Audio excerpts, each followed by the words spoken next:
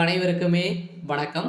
சற்று முன் கிடைத்திருக்கக்கூடிய ஒரு மிக மிக முக்கியமான செய்தி ஒன்று வெளியாகியுள்ளது.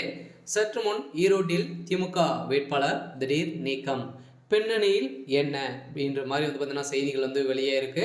ஸோ அதெல்லாம் திடீர்னு பார்த்தீங்கன்னா திமுகவுடைய வேட்பாளர் விசிகா சந்திரகுமார் அவர்கள் அதிரடியாக நீக்கப்பட்ட சம்பவம் தான் இப்போ பார்த்தீங்கன்னா திமுகவில் பார்த்தீங்கன்னா ஒரு மிகப்பெரிய சம்பவம் தான் நடந்திருக்கு.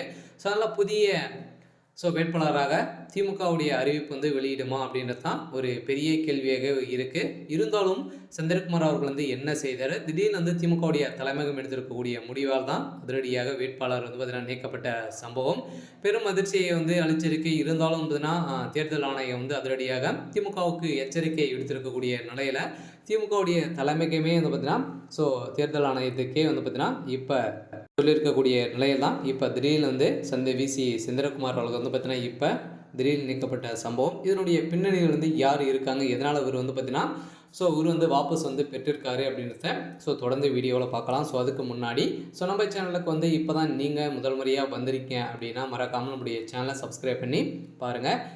வாங்க வீடியோக்குள்ளே போகலாம். பார்த்தீங்கன்னா ஈரோட்டில் இப்போ இடைத்தேர்தல் நடக்க போகுது இல்லையா.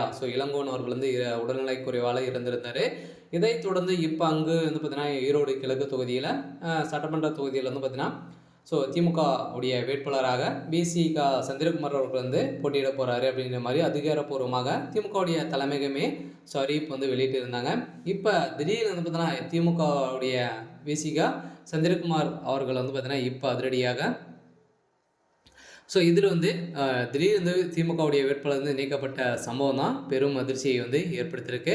எதனால் என்ன நடந்திருக்கு, பின்னணியில் என்ன நடக்குது அப்படின்னு பார்த்தீங்கன்னா இப்போ சந்திரகுமார் அவர்கள் இருக்கார் இல்லையா. இப்போ இதில் பார்த்தீங்கன்னா போட்டியிடுறாரு. இதுக்கு தான் அந்த பணங்கள் அனைத்தையும் பார்த்தீங்கன்னா திமுகவுடைய தலைமையகத்துக்கு ஒரு 5000 கோடி நீங்கள் கொடுக்கணும் அப்படின்ற மாதிரி திமுகவுடைய தலைமையகம் ப்ரெஷர் கொடுத்து வந்திருக்கக்கூடிய சூழ்நிலையில் தான் திடீர்னு பார்த்தீங்கன்னா அவர் தேர்தல் ஆணையத்துக்கிட்ட பார்த்தீங்கன்னா அவர் வாபஸ் பெற்றிருக்கக்கூடிய நிலையில் இப்போ திடீர்னு திமுகவுடைய வேட்பாளர் நீக்கப்பட்ட சம்பவம் தான்.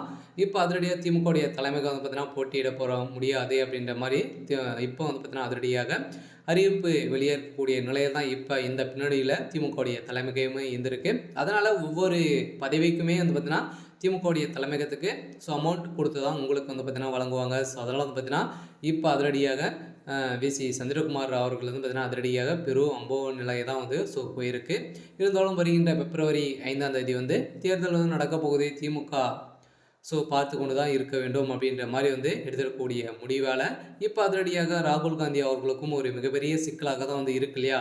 அதனால் திமுக ஒரு சட்ட ஒழுங்கை மீறி நடந்துட்டு இருக்காங்க. அதெல்லாம் வருகின்ற சட்டமன்ற தேர்தலுக்குள்ளே திமுகவுடைய கூட்டணி உடையும் அப்படின்ற மாதிரி தான் இப்போ பரபரப்பாக பேசப்பட்டு வருது. சரி, ஓகே. இன்னைக்கான அப்டேட் இதுதான். மறக்காமல் நம்மளுடைய சேனலை சப்ஸ்கிரைப் பண்ணிக்கோங்க. தேங்க்யூ.